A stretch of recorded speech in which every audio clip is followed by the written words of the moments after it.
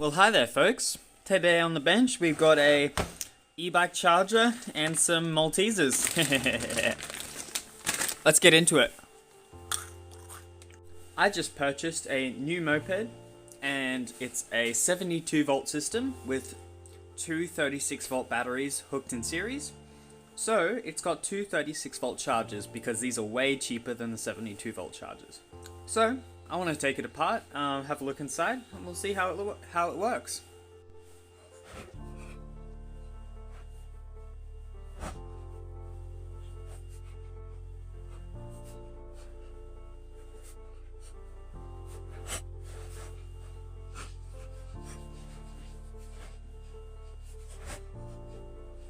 Okay, she should be ready to open up, but just before we get into it, I'd like to show you that it is a 42 volt charger and 5 amps, so it's a 240 watt model.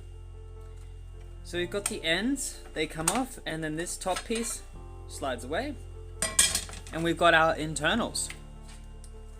Let's take a closer look here, I'll give you some angles. But yeah, they're a very simple system, so we can go through how exactly this power supply works. Okay. So, starting with our AC input, we have a fuse in here. Not sure the rating of the fuse, but it's not important. At least it's like maybe 2 or 3 amps, and that'll be sufficient. We have our main power inputs here, which go to the AC in. There is a 1 mega ohm resistor across that input just to discharge the capacitors, which are there for filtering. They'll give you a nasty shock if you touch them while if it's recently been plugged in.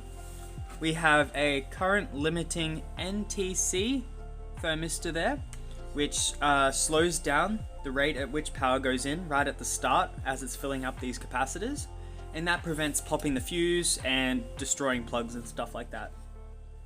We've got some power filtering, as I mentioned, some capacitors, an inductor which reduces radio interference, another capacitor, a bridge rectifier, for those who get it from the Electro Boom channel.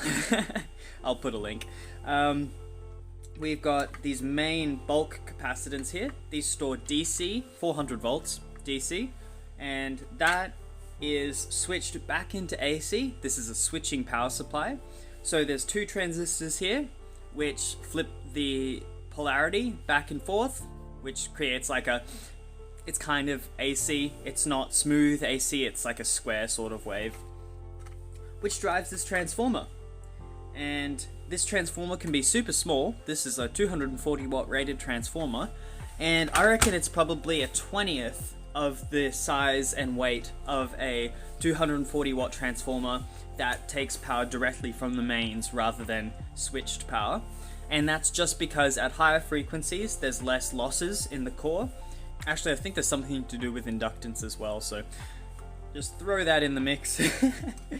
We've got a diode here, a TO220 style package diode, and that will take the AC AC 42 volts coming out of the transformer, turn it back into DC, which is filtered through this inductor and stored in this capacitor to make sure it doesn't ripple back and forth as you go between switching on the AC side.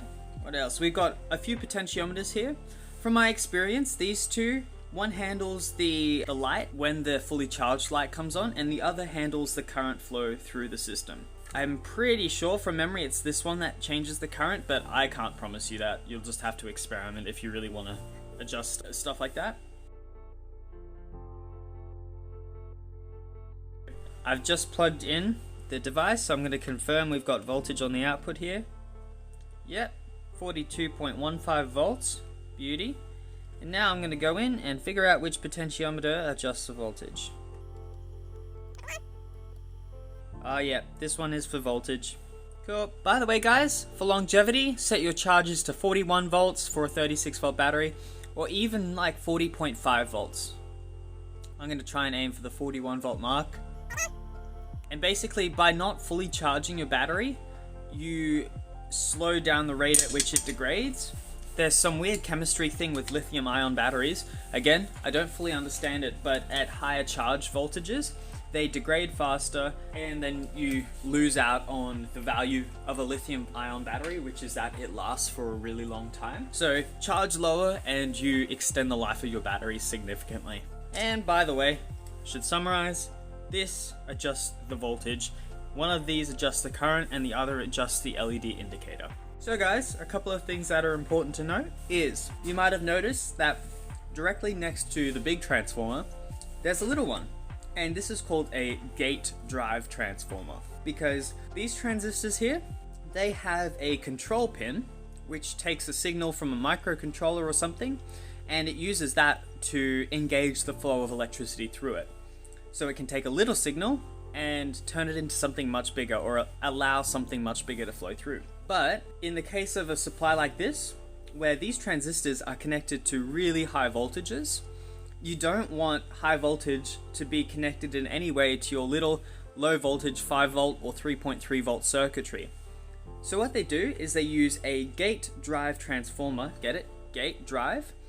It takes power from the control circuitry, which is really low voltage, and ups it so that the transistors can use the power, but with a complete isolation between them, because a transformer such as this creates what's called a galvanic isolation. There is no electrical contact between this side and this side, so it's a safety measure. We've got our current shunt resistor here.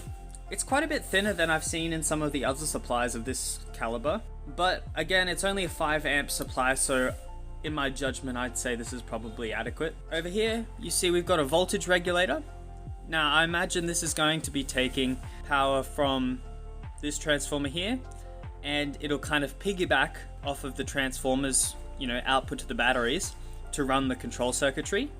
So most of the power will go through the batteries, but this little thing here, which is a linear regulator by the looks of it, will just tap off of that power supply and just feed the electronics to make sure that everything runs.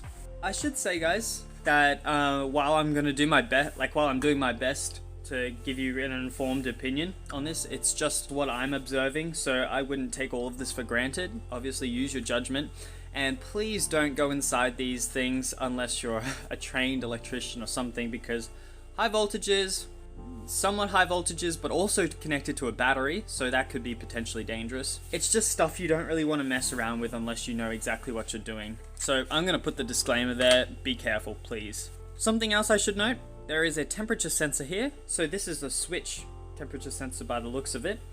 So it's just a bimetallic switch or something, which when it gets hot, the metals spring apart or spring closed or something like that. And that just protects the transformer. So if the power supply is being overdriven, you're pulling too much power through it, the transformer will heat up, and this will know and allow you to stop causing damage. Another thing worth noting is that on the battery side, there is a big diode here. So this is a chunky thing. It's nearly the size of my pinky. What this does is it's designed not to conduct electricity during normal use. It just sits there. It has no purpose under safe circumstances. But if you connect the battery up the wrong way around, there is a fuse here. Current will flow through the fuse, through the diode, and back out to the battery, and that will mean lots of current flows and the fuse pops. So that's a protective measure so you don't destroy your power supply in the event that you've connected it backwards. And frankly, I should mention that this is not foolproof. You can have this circuit in here but also damage your supply if you connect it backwards. It's a little bit of a luck of the draw, but this reduces your chances. Okay guys, thanks for watching. Very simple little teardown here. I'll post some pictures in the description, like specific pictures, if you need to do repairs or whatever. Either way, I'm gonna put it back together, guys, and bless ya.